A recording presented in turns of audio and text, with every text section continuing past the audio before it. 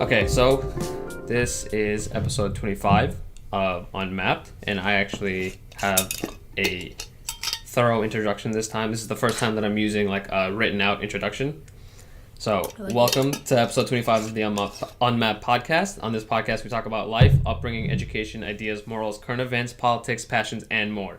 Today, we have Ashley Andreaggi, and we're going to be talking about her undergraduate career, becoming an adult, and getting into acting. So, what I like starting off with is high school background, kind of like upbringing, like where you kind of grew up. Mm-hmm. So for you, like Westchester and all that stuff, focusing in on how you went from high school to your college decisions, what you did in college, and then we just keep going from there. Okay, awesome. So to start off, I went to Walter Panis High School. You gotta speak up a little. Talk louder? Yeah. Okay, I went to Walter Panis High School. So that was in Peekskill in Westchester. Okay. And so throughout high school, I was really into soccer, played that since I was young, and then I decided, I think actually senior year is when I decided that I wanted to do engineering. Okay. Of high school? Mm-hmm, of high school, yeah. So, why engineering at that point? Like, did you have anything beforehand that you kind of thought you were going to get into, or was it just like that was the only time you really thought about what you wanted to go forward? So with the whole with acting, and now that I'm pursuing that now, I always had an interest in it, but I think with soccer it kind of held me back a little bit because I was really focused on that. I had 2 teams that I was playing for at one time, and it was a lot of money for lessons and things like that. But I remember when I was younger, I would even ask my mom about taking acting lessons, and we actually went to a couple places to like try them out, but the cost was, I think, a little too much. How early on was this? Like, this was pretty young. I mean, I was, and not a lot of people know that, but like around like 11 or 12, like I was asking about this. Yeah. So I feel like no one really knew that I wanted to do it. Everyone was surprised, but it was something I myself always had an interest in pursuing, but I never really just got that chance to do it. Okay. And so I did do I did a play in high school, but like that really wasn't what I wanted to do. I'd wanted to get into like film and TV and things like that, because when I was younger I would always watch TV shows, like always be watching movies. I watched like a movie a day. You know, I was really a day. That's commitment. Literally, like it was a lot. Yeah. So I was always really into it. Wait, quick side note. What was the play? It was Hairspray. It was Hairspray. Yep. And yeah, even I actually did dance for a while, and we would do plays during like the summer. We had these camps we'd go to, and we'd do like plays where we'd dance in them and everything. It's like, this is during high school? That was even younger, actually. That was probably like when I was like, it started around like 8, and then I kept doing it till I was like in high school. Okay, so you started like doing all this like creative work pretty early on. Yeah, and it's funny because I never really thought I was gonna do something kind of like creative or artistic like later on in life.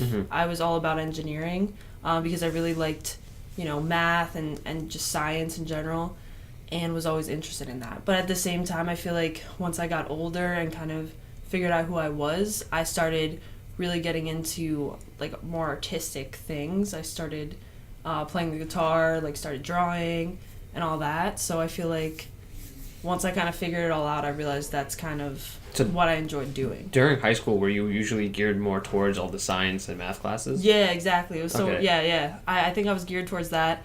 I had like a background in, dancing too. So I kind of did have that type of background as well, but I think I was just focused on school, doing well and taking, those math classes, those science classes and everything like that. Yeah. Okay. So what made you decide on going to Stony Brook? So probably I feel like, number one. Quick side note, I feel like every time I ask that question, because a lot of the people I've had on like not their first choice. A lot of the people that I've had on have gone to Stony Brook. That's just because who I know. Yeah. They'll start off with like, I wanted to go somewhere else, but I ended up here. 100%. No, this was not my first choice. I was gonna say probably the number one reason it was money, because it's a That's- SUNY school. That's yeah, literally almost literally. everyone that I've talked to says it's financial reasons. It just made sense. For sure. My mom made me apply because Okay. I wasn't even going to apply here. And she's like, no, it's a good school. You want to do engineering. It's good for science and everything. I was like, all right, fine, whatever. But I was just like, it's a commuter school. Like, it's just... It's not going to be It's that. not going to be fun. Yeah. And I mean, I was kind of surprised because I think that I still enjoyed it. You know, it just depends on who you meet. But initially going into it, I wasn't really, like, too hyped. I was just like... Yeah. I was kind of indifferent towards it. Yeah, there was a couple schools, like, I would have rather gone to. But, like, even Geneseo, I was thinking about that because it's also SUNY. Right. But it was so far. And Stony Brook, it's 2 hours from where I live. And it just made sense. It was really good if you were an engineer. Right, you know, right. you're majoring in that, so... I mean, it's the cheapest high-level STEM degree that you're going to get from a university. Exactly, Especially yeah. for SUNYs. I talked to Keenan yesterday, Alex's older brother, and we were Yeah. comparing Stony Brook to Binghamton. Like, the biggest difference is that, it's like, Stony Brook, you're going to get better research opportunities, and you're going to get... Like, more people will know you for that STEM background versus Binghamton, where I think it's more of a liberal background, where it's like, if you want to do... Because my cousin's actually going to college next year, and nice. she picked Binghamton over Stony Brook because she wants to go into being either a historian, so like having a history major, or just going into like journalism and writing. And from her research, she thinks Binghamton was a better choice. So I think that's like a big distinction. Definitely, yeah, that makes sense, yeah. So did you have a declared major when you came into college, or did you take your time and figure it out over time? Yeah, so I had a declared major. I was mechanical engineering, and I was a minor in business. Okay. And I'm not gonna lie, it was really hard. Engineering is very difficult. And I just tried to like balance so many things because I'm really into trying a bunch of different things. I'm very curious. I feel like I'm very like intrigued by certain things. And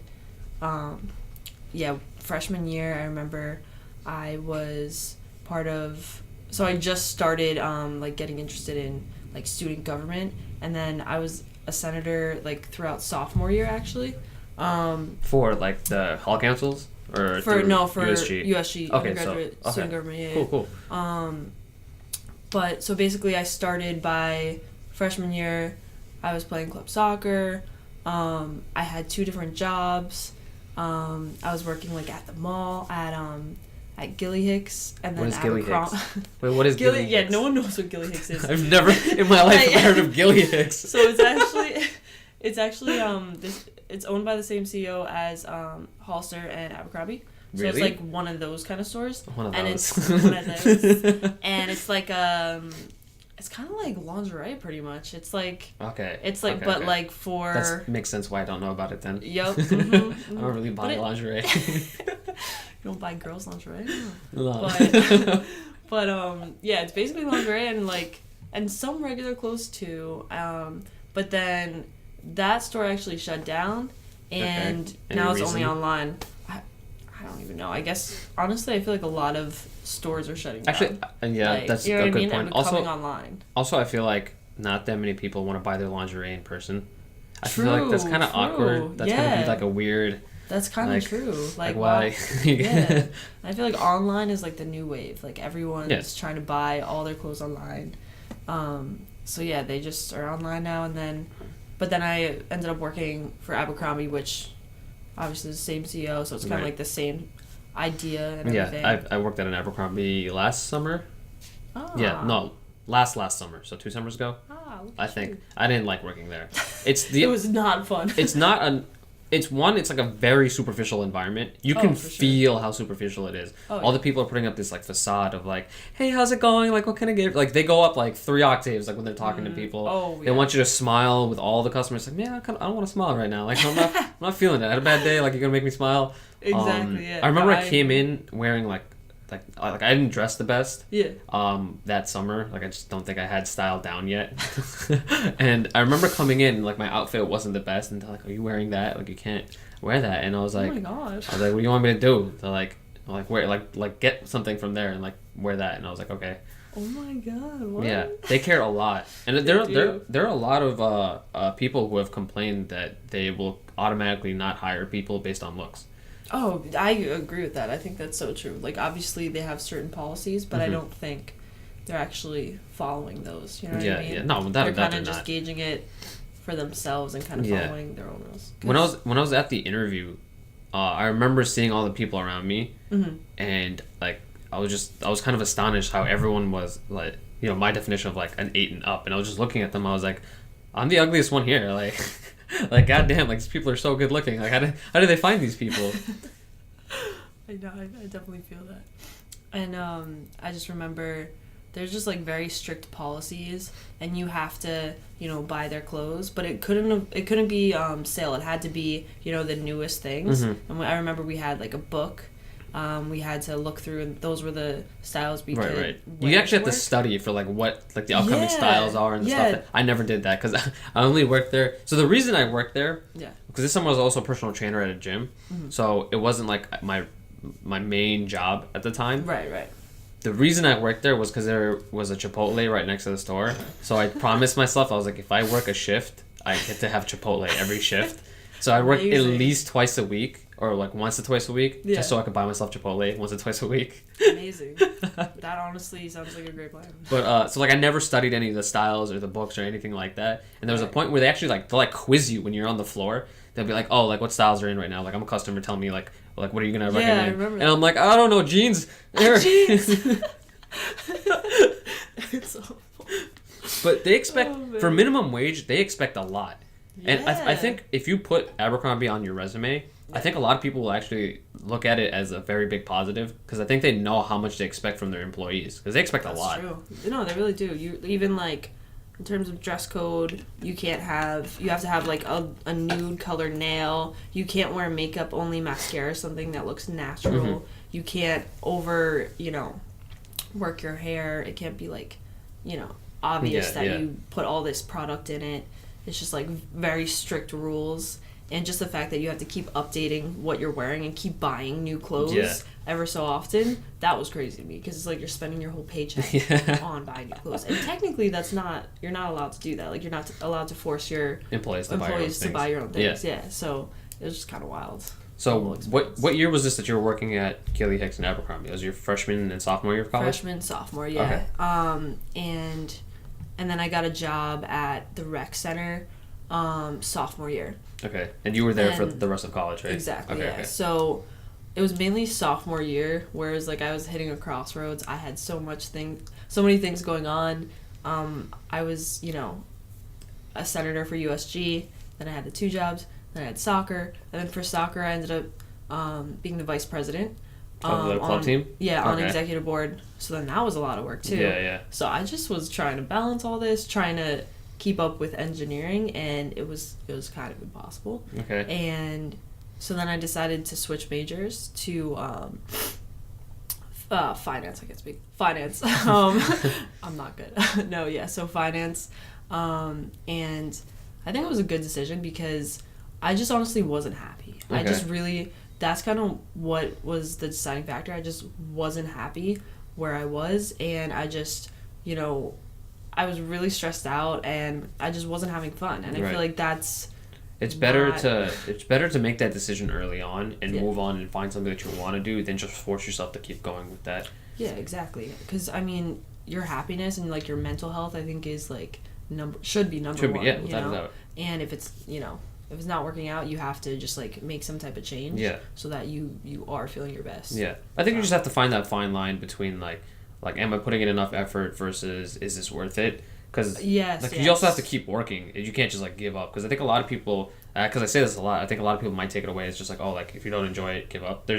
You have to figure out where it's either you really don't like doing it, it's not worth doing it, or you're just not putting in the amount of time you need to put in. That's very true. So you for have you, to make that decision for yourself. So for you, it's like you were balancing so many things, but at the same time, like even though you had that passion for like STEM and like engineering and all that, you realized like it still wasn't worth it to you. Yeah, exactly. And it's like you have to make a decision. Should I, stop doing these other things, these other activities, and just focus all my attention on engineering? Like, is that worth it, or should I, change majors and then still be able to do all the other things I want to do? Right. Yeah.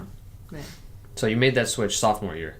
sophomore year. Yeah. Okay, so you went through finance for the next 2 years. So during your college career, did you have any internships? I don't actually know. Yeah, I did. So I interned with Northwestern Mutual. It's, really? Yeah. Okay. It's a life insurance firm. So that was like super in the finance realm type of thing. And I did that for like a year, all throughout senior year. And it was interesting. Because actually, I'm planning on, there's a folder. No way. They're planning. No way. I've gone through 3 interviews, so I have a 4th one coming up. I don't know if I'm gonna work there, but like I'm still just going through the process. Yeah. It'd be crazy. If I did work there, it would be for was a financial advisor position. Oh, nice. Very cool. But I still don't know. Yeah. Yeah, it's an interesting company. They have a very interesting environment. I think it's really different from a lot of other companies. They're more on like that new age kind of cooperative environment. At least the Manhattan office was when I went there. Oh, so you do it in Manhattan? Yeah. So that internship was finance related. Yes, okay. It was. So I did it in Millville, and basically I was essentially selling life insurance, health insurance, all that. I had to take the exam, pass it, so I could get the life, health, and accident insurance license. Which was very hard. You had to that was so much effort. I read the entire it was an online course basically. There were so many chapters. But yeah, I finally passed it, which was exciting. And it's just, I think it's something where it was really good for me because it made me really kind of have to decide, is this what I want to do? And I think it kind of just made me more clear on what my path was. Okay. And I think after that, that's when something clicked where, I should do what's going to make me happy. And I think that's why now I'm trying to pursue acting because I think that's what will make me enjoy going to work every day, but finance is nice because now I have, a plan B, and I have a degree, so it's not like I'm just going in there delusionally thinking, oh, this is definitely gonna work out, nothing bad could happen. You always gotta have side hustles. That's key. Oh yeah. You gotta be doing multiple things at the same time. 100%. And that's really key. It's just you don't know what's gonna work out, so you just keep doing things left and right until something works out inevitably. Yeah, you just keep grinding, keep doing what you gotta do, keep working hard, and I think you'll be successful. You just have to have that self-motivation. Yeah. Yeah. So it's a good segue into you getting into acting because I think given the role that you've gotten, I think you're an anomaly. Because because the role you gotten, given the fact that you didn't really have an extensive acting experience or background, coming from a financial background, coming from a STEM school, getting into acting, being on a show that's actually aired on TV constantly, being on TV. Yeah. I feel like you kind of jumped the gun and just ended up here out of nowhere. So how you got that position, talking a little bit about the show itself, because I've never watched Blue Bloods, so I don't know what it's about. And then we'll get into the whole thing about acting and that environment and everything, because I actually really want to know. Yeah, of course. So Blue Bloods, actually, I've only seen a couple episodes. Oh my God. You're not even that committed to the show. Edit that out. Yikes, though. But it's the episodes I have seen, it's pretty good. I remember when I was younger, I watched a couple episodes on CBS, and it's a CBS show. What's it about? It's basically about a family of who are involved, in the police department. I believe one's, a chief, and basically his son is also a cop, and then his daughter's kind of involved in all that as well. And so his name's Tom Selleck in real life, and so it's basically surrounded upon his family. And so his daughter was the girl I was in the episode with. Okay. Because like I said, she's involved in that whole lifestyle, and she's a big part of the show. And it's kind of I feel like it's kind of like Law and Order a little bit. I have never been a Law and Order person. Don't think that. It's just never been my God, never been my thing. Special Victims Unit? Nope. Oh my God. I don't know. It's just never been. I never watched it. Oh, you never got into such it. A good show. But yeah, it's just basically every episode has a different kind of concept, different topic. Okay. Different situation. But yeah. Yeah. Okay, so how did you get the role on the show then? So I joined a central casting agency in the city, and I've just been talking to different friends who have also, been interested in like the acting realm, even like screenwriting, things like that. Because I do have a couple friends that really are into all of that and want to pursue it. And so actually I had one friend recommend central casting to me, and he said, because he actually doesn't live near the city, but he was like, if I did, definitely would join central casting. Okay. I'm like, oh, I got to check this out. And so I was kind of just doing research. Even before that, I was just trying to look for different agencies, that could possibly help me, pursue acting. And so central casting is basically for background acting, and it's just like a good way to get you started. Get your foot in the door. Yeah, you have like, they have like extra roles for like big parts, or not big parts, sorry, big like network shows and like Netflix originals and things like that. From central casting, I got one part on Orange is the New Black in the background, and then Law and Order Special Victims Unit. That's so which dope. You don't watch. I don't. Yeah. Are you as visible in Orange is the New Black as you were in Blue Bloods? Because in Blue Bloods, you actually had a scene where you actually like move around and did things. So no. So yeah, no. Yeah, so with Blue Bloods, that was the first one I did, and it also was supposed to be, a background gig pretty much. And so basically once you get signed up for central casting, you go to an orientation, you fill out a bunch of paperwork, and you go into the city, and you actually have to physically, submit the paperwork, sit in for the orientation, and then after that, they actually will contact you if they think you fit, a part based on your height, just appearance, because they also take headshots, and it's in their database. They take headshots? You don't give them your headshots? Yeah, they take a headshot specifically for the agency, but obviously in other cases, like, you would submit your headshot normally. And so, yeah, they'll contact you, or you can contact them if you find a part that you're interested in, because they have, like, posts, pretty much every day. And so that's how they actually asked me to do Blue Bloods after that once I signed up. And so I actually did it with one of my my close friends, because she, again, is into acting. She wants to pursue it as well. She's also a singer. And so, yeah, it's really cool. Now she has a couple songs out. She's pretty good. So her name's Shannon. And so we went to... Shout out Shannon. And so, yeah, we were there, and about, like, 35 other extras were there. And so we went to the set to just do rehearsals, basically. And me and Shannon weren't even standing near each other. And the director, picked me and her out, like, from the extras to do a bigger part. So I guess, like, they liked the way we looked, and they needed people to just be in kind of, more involved in the scene. Right. So the first scene, as I was saying, Tom Selleck's daughter was who I was working with. So she was, like, quitting her position or something like that? Like, what? Yeah. She's very dramatically walking out, and then you also very dramatically look over, and very dramatically stand up, and then slowly walk. A lot of dramatics, yep. Yeah, so she, the concept of that episode was that she was doing an internship at this tech startup company in the city, and so the boss actually was very, like, inappropriate with the workers, would make, like, sexual advances and things like that, and just be completely inappropriate, basically. And so she's coming in, and he's like, oh, this new girl's here, he's obviously wanted to make a move or do something. He was interested, and so that kind of progresses throughout the episode. And so I'm supposed to be someone who already worked there, and the director just added this in. Like, I wasn't supposed to have a big part where I quit at the end with her, but he just added all of that stuff in, which was kind of cool. Because it kind of your defining moment. I know. Like, years down the line, it's like, I remember this time, like, I was on this set, and they're just like, they picked me, and they just knew I had it.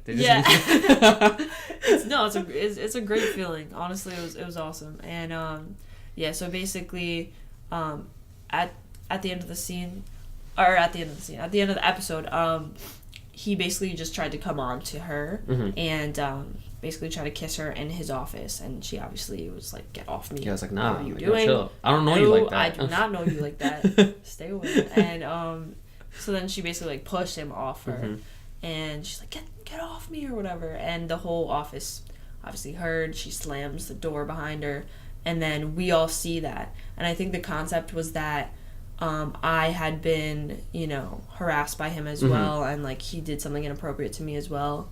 And same with the supporting character of the episode, because she actually ends up quitting as well. So basically the main character, she comes out, she packs up her stuff, because obviously after that just happened, why would she want to work there?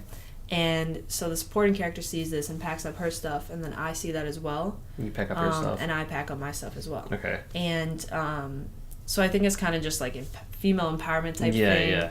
They were really pushing that, but I think it was a good. I think that's necessary message right now. How the environment is. Yeah. I don't want to go into it, but at the same time, like it's an entire other conversation. So I'm gonna avoid that for now. Yeah. But no, it's true. It's definitely a big topic right now. Yeah. So I think it was nice how he kind of just went with what was currently happening and kind of just changed the episode a little bit to kind of make it more around to cater to current events. Yeah, exactly, which is important. Yeah, for sure. I think it was really well done by him, and it was just very cool, because that was the first acting gig I got ever, and I'm immediately like just rushed into everything, put in like that main kind of scene, like thrown into like makeup, like they're like, oh, then we're gonna do this, like you gotta do this, you gotta be here.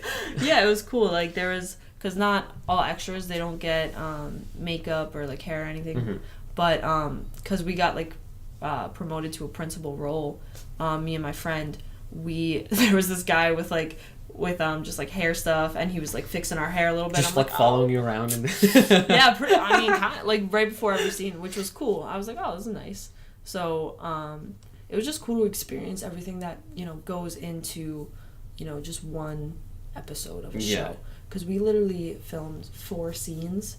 It took us 10 hours. We went overtime by like 2 for 4 scenes. Yeah, and literally 4 scenes. It was probably like 10 or 15 minutes of the episode, and literally took 10 hours the entire day. That's crazy. And I was so tired by the end. I feel like you accomplished a lot that day. I felt like I did something. Even though obviously the main character, she had all these lines, and so it's just like, no, but you got a camera pan, so I think I got a camera pan. I think it's pretty important role. I got a camera pan. Yeah, that's true. Yeah, so I mean, it was just really cool to see how everything worked, all the different like camera angles that are involved. You literally will have one scene that you shoot 20 times, and you also have to shoot at different angles as well, the same scene, so they can have different shots.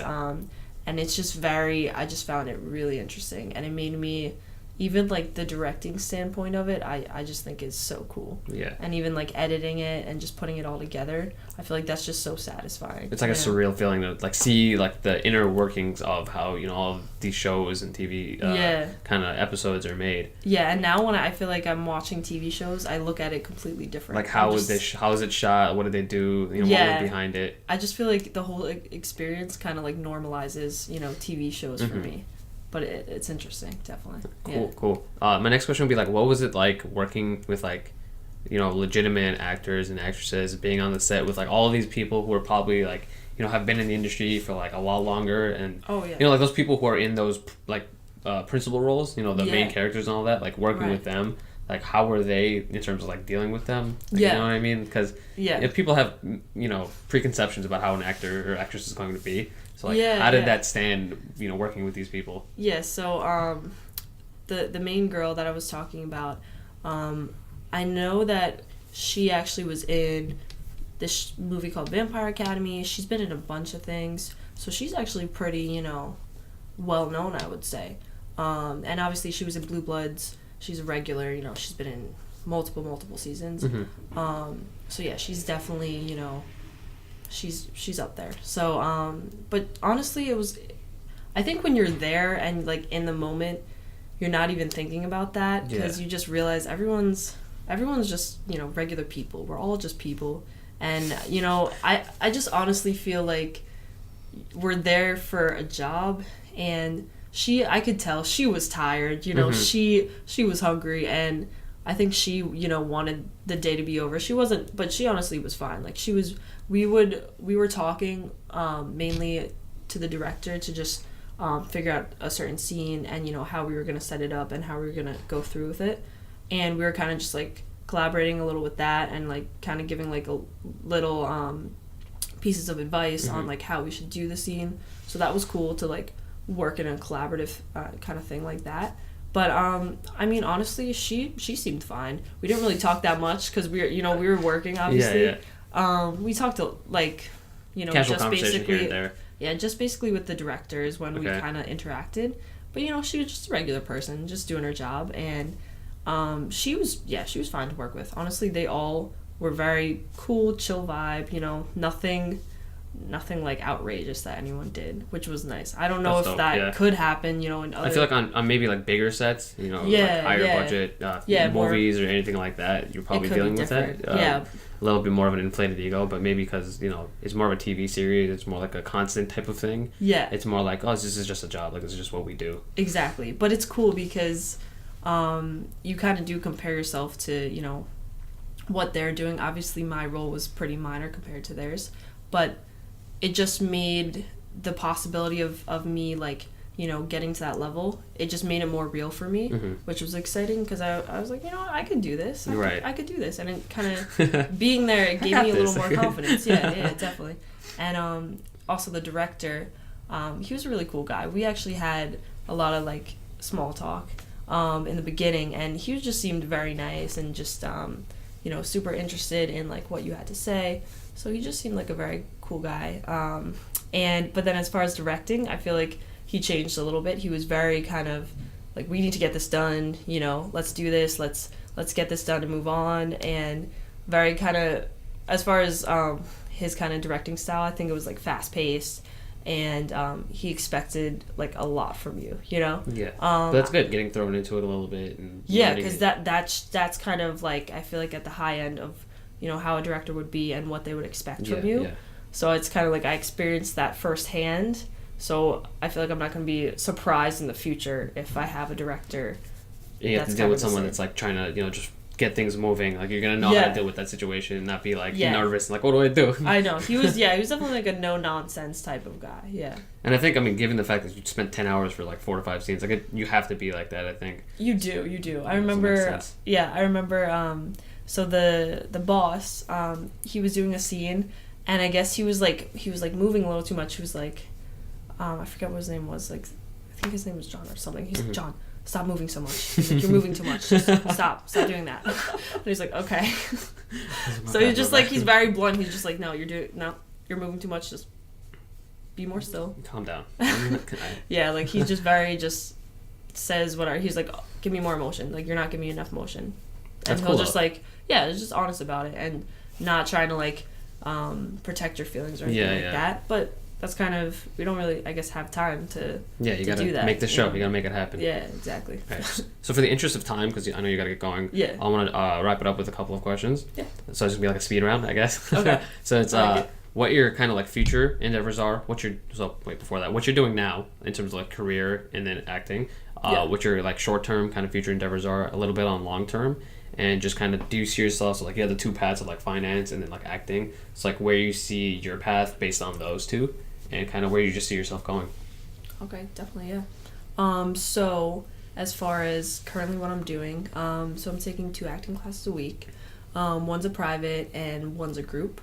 And so for the group lesson, I just got moved up to intermediate class. I was in beginner before, so that's exciting. And they were telling me they'll eventually move me up to advanced. And so I'm working with a new acting coach now. He's actually a regular on Orange is the New Black, which is pretty cool.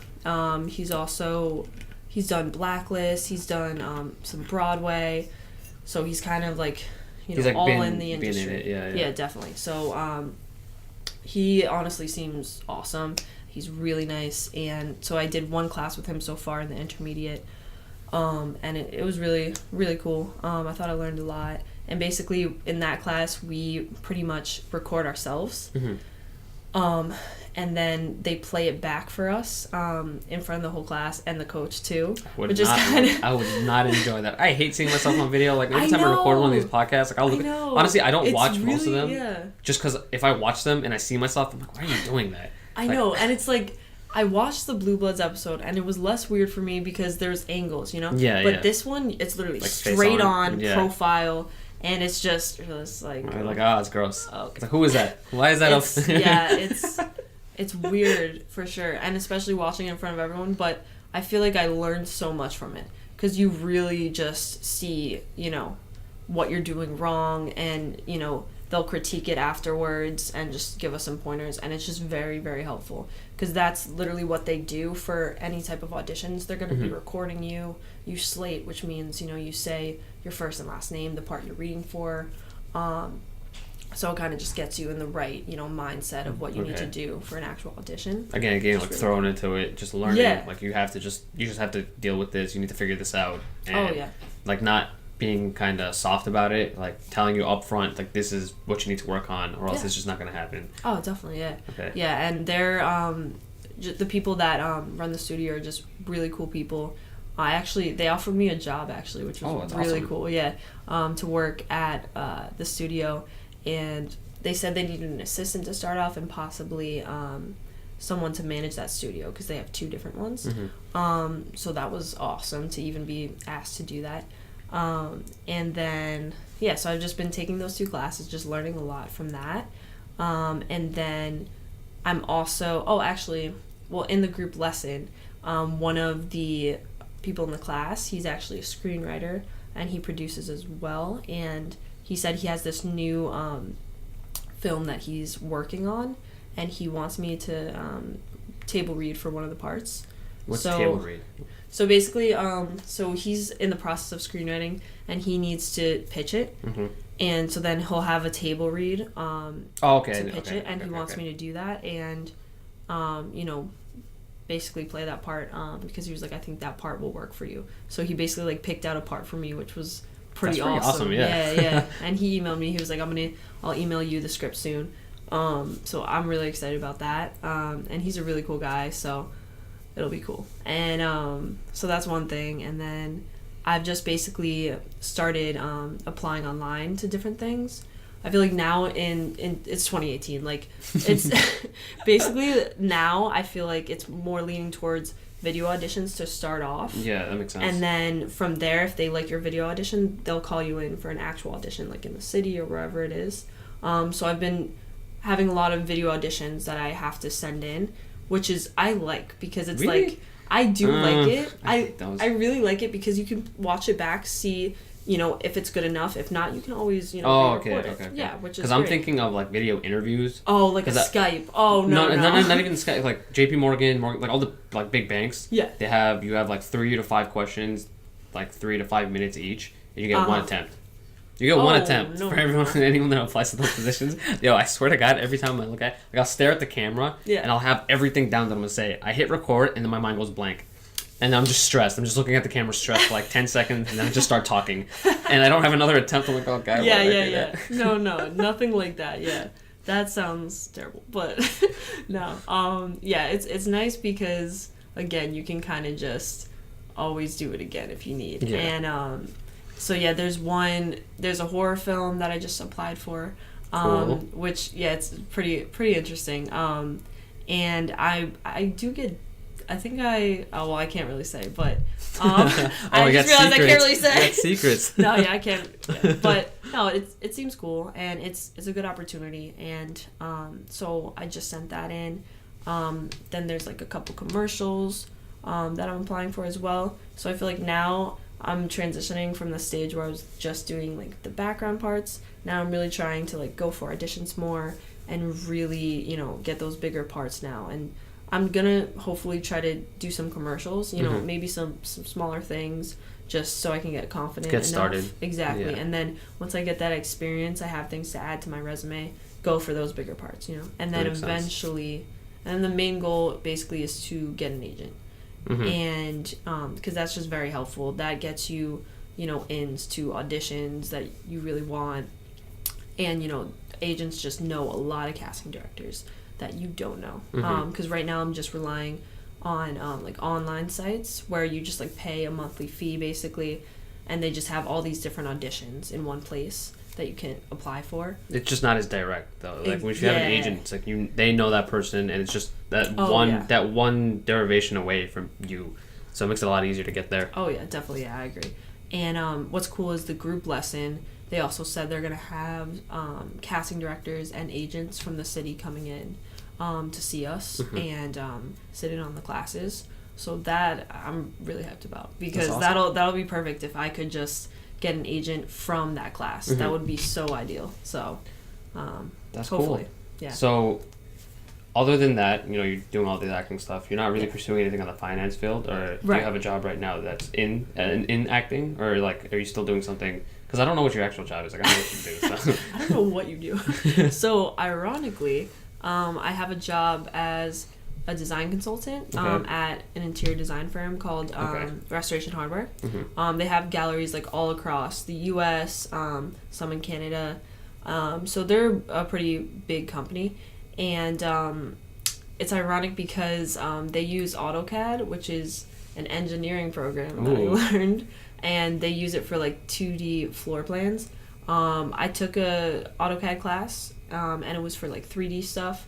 But I still, knew the basics. So I've been using it to like scale floor plans of houses, because we will make these, we'll basically either hand draft it, just like physically draw it out, or I'll use AutoCAD to make the rooms, and then you basically will put in different like furniture pieces, like beds, sofas, things like that, just to see if it works in the space. So I've been using AutoCAD even though I switched to finance. Yeah. So it's like you never know what full skill. Circle, honestly. You never know what skill you're going to use later on. Oh no. Honestly, I feel like even all my friends back home, it's just nothing they expected to do. Like life kind of just goes where it wants to, and you just kind of have to just like go along for the ride. Go along for the ride. It's so cliche. Go along. No, I mean, I say it's like, literally every episode, but it's Unmapped. That's what it is. Literally, yeah. You gotta just do your thing and not go and do what everyone like expects you to do. I feel like you just have to follow, what you want to do and what's gonna make you happy. Pretty much. Yeah. Okay. So I think the last thing I usually actually ask is to say a quote to like the people who listen or like watch. So I think that's a good. You already got the quote. Unless you want to bet, you got a better quote. No, I think that's good. You can go with that one? Good. Let's just stick with that.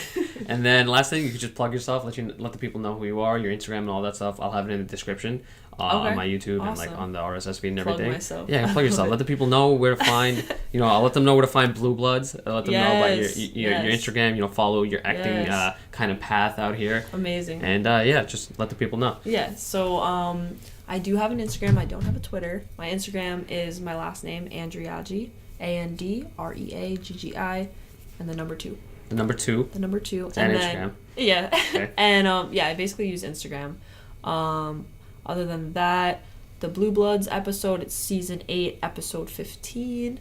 I'm not gonna give you the Orange Is the New Black episode because I'm barely in that. Same with Law and Order, but it's okay. But yeah, hopefully more to come. All right, pull through, watch the episode. Thanks for watching the podcast. I'll see you in the next one, guys. Peace out.